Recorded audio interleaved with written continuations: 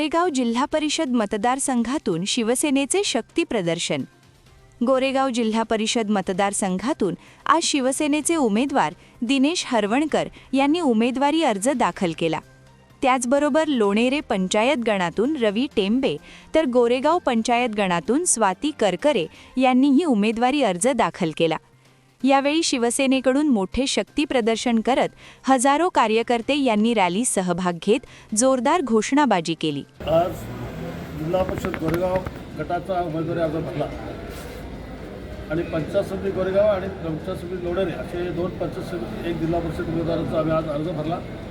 अर्ज भरण्याकरता मतदारसंघातले 2 ते 2.5 हजार लोक स्वतःहून या अर्ज भरण्याकरता आले होते।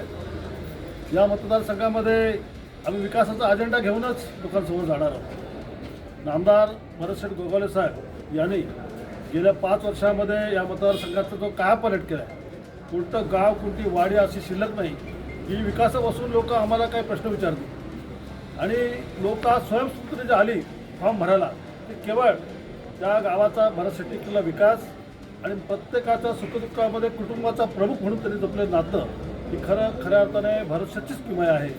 आणि त्यामुळे आम्हाला खात्री आहे विधानसभेला भरतशेट्टीला 7,800 लीड होतात। ह्या वेळेला त्याहीपेक्षा अधिक मताधिक्य आम्ही घेणार। रायगड जिल्ह्यामध्ये जिल्हा परिषद सीट आम्ही असे आणणार की जिल्ह्यातला रेकॉर्ड ब्रेक करून आम्ही सीट आणणार।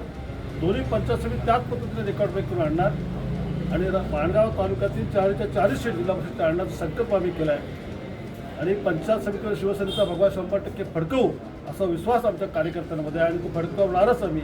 याप्रमाणे आपल्याला मी आमच्या कार्यकर्त्यांच्या वतीने शाश्वती देतो।